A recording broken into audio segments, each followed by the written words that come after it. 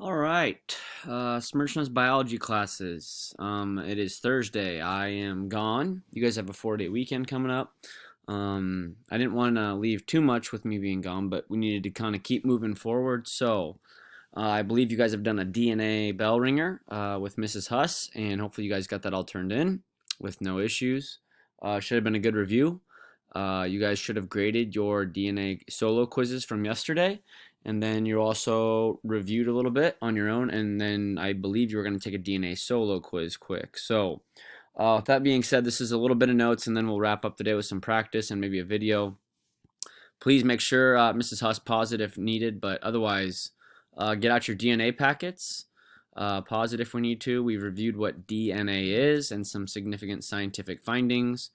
I feel really good as a class about where we are with DNA structure and the nucleotides, the building blocks of what DNA is.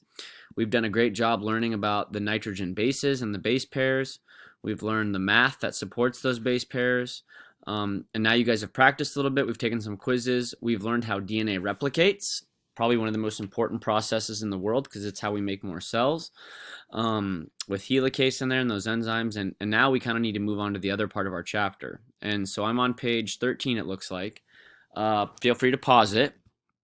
But if you guys remember, our chapter is not about just DNA. It's also about RNA and how we make proteins. So I'm going to kind of slip to my PowerPoint slide here, but I wanted you guys to be able to follow along. But let me go view and make sure we can see this.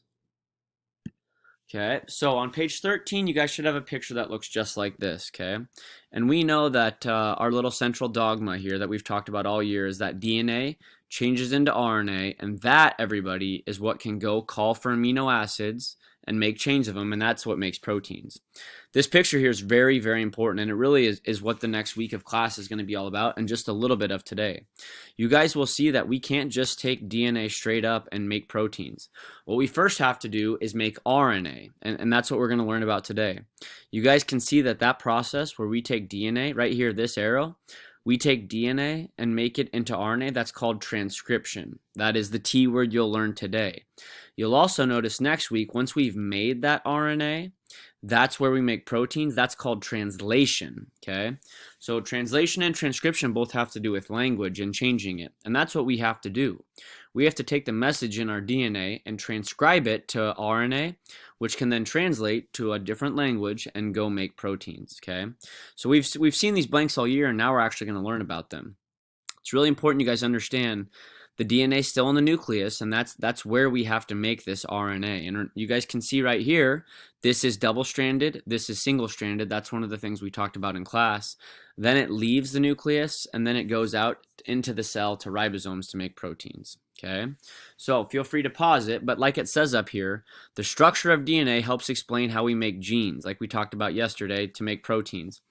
Those order of those base pairs, A, T, T, C, whatever, that might code for freckles. So then your body's going to make proteins that code for freckles, all right? So moving down the page here, Mrs. Huss, feel free to kind of pause this if you need to, but you guys should know by now that RNA, and I actually would pause it, let them write, and then everyone can listen. RNA stands for ribonucleic acid, okay? Just very, very similar to deoxyribonucleic acid. We know that it's a little bit different because the sugar is still a pentose sugar, but it is ribose. It has that extra oxygen.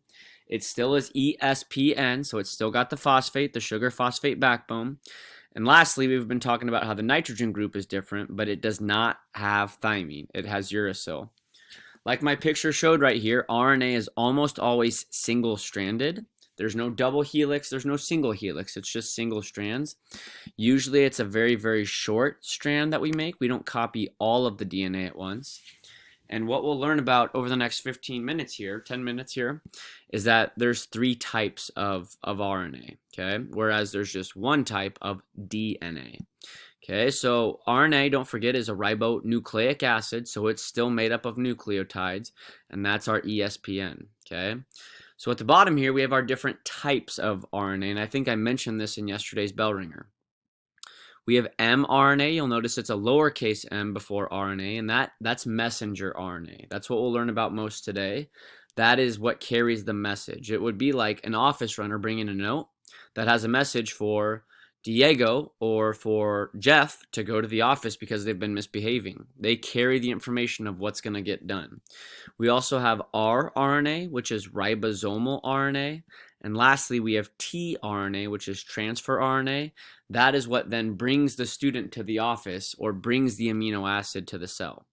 Okay, if you guys actually flip the page, this isn't perfect, but flip the page, and at the top there should be 3 pictures of these things. That helps you kind of see what those are. Messenger RNA right here, this carries a very specific message, and what we have there are A's and U's, right, because it's RNA, and G's and C's that code for something. This is a ribosome. It was the little dots in your cell diagram, everybody, but that little ribosome is what's going to make proteins, and that rRNA is in there. And you'll notice this tRNA looks like the letter T kind of. And the way that we write it, usually it'll have the letters AA written right here because it's bringing an amino acid and transferring it to the cell. All right, so feel free to kind of catch our breath. Mrs. Huss, maybe pause it. Everyone can get notes. You can rewind it if you need to. Then we just have a little bit more left to go here, everybody. At this point, if Mrs. Huss is going to pause it, she needs to hand out the pink protein sheets that I left on my desk. You guys are going to need them in just a second, okay? So grab the pink protein sheets on the desk, Mrs. Huss, and please pass them out to the kids. Okay, so now if we keep going down the page, this is just building on what we've already learned. What we're going to talk about now is how we take DNA and we change it to RNA. So it's blank 1 to blank 2 of how to make proteins. Since we're talking to everybody, since we're talking about DNA, that's in the nucleus, okay? Now, Mrs. Huss, if you would please, would you pause it for 1 minute and tell the kids to go look at steps 1, 2, and 3 and tell me if it looks familiar. Go tell me if it looks familiar. All right, so I think you guys just got through looking at this, and it should look very familiar, okay? We have a few new things, but the idea should be very similar. You don't need to write anything below. I'm just going to hope that you pay attention and remember. We have something new here, everybody. It is called RNA polymerase. We just the other day had DNA polymerase, which is how we make more DNA. What do you guys think RNA is? It is how we make more RNA. So you can see we bond to a special part. This RNA polymerase, it opens just that little part. We don't copy the whole DNA strand. We just go copy this little part. What ends up happening then is we have DNA right here. And what happens is then is RNA polymerase goes and grabs A's and U's and G's and C's from the cytoplasm, and it builds it all the way down. And you'll notice this is a very short strand, and it's also, the red RNA is a single strand. Long story short, then what will happen is RNA polymerase will get to a termination signal. That is basically a stop sign. And it says, whoa, whoa, whoa, don't make any more RNA. We are done. That is it. Then the RNA polymerase gets released, and we have the RNA right there. And if we everybody go back, what then happens is we have this RNA, this message, this is messenger RNA. That RNA will then leave the nucleus, and what we'll learn about on Monday is that message right there, that message with A's and U's and G's and C's will call for a special protein, okay? So here's a great example, and I did not mean to already have the answer on there, but it says if a DNA strand, so this right here, if this blue DNA strand was ATC, GAC, I would want to know what RNA strand would we build. The key thing is a lot of kids go at the Grand Canyon, and at the Grand Canyon does not work anymore. Okay, we are not building DNA, we are building RNA. So A has to go with U. Thymine is in the DNA, but that codes for A. And the rest, I'm guessing, makes perfect sense to you guys. And you'll do some practice on that on your worksheet before you leave today. Okay, don't put the letter T in RNA because there's no such thing as thymine. Okay, with that being said, then we have one final word today. Everybody, a codon, if we go up here, there's 2 codons right here. What we do in science is we code for 3 of these things at a time. And that's exactly what I wrote here. A codon is a 3-letter code of RNA, and what it does is it calls for a special amino acid. So it's like a yellow sheet from the office or a pink sheet from the counselors. It's a special 3-letter code that codes for a special amino acid, okay? Now, at this point in time, I'd like you to turn your pink protein sheets that Mrs. Huss gave you to the wheel side. It should look something like this. Okay, it should look something like this. Now what I'm going to go do is I'm going to use the one we did. So if you look right here, the first message, the first mRNA we coded for was UAG. If we all as a class go learn how to use this together, it is the order of the mRNA to call for something. So everyone go find the letter U. We start on the inside. If we go to U, and then we go to A, and then we go to G, everybody, that codes for what we call a stop codon. That would be when we stop making something. Let's instead do CUG. Okay, if we go look at CUG, everybody, start with the C, then go to the U, and then go to the G, and you guys tell me, looking on yours, what amino acid would get brought to the cell.